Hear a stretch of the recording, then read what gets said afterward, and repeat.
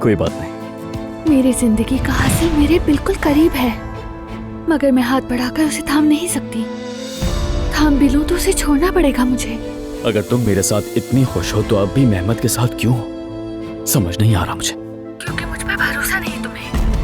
अगर तुमने जैंग के साथ कुछ भी करने का सोचा, मैं समझूंगा मेरे लिए सोचा। अगर तुमने मेरी मोहब्बत को छेड़ा तो सुकून से तुम भी नहीं रहोगे।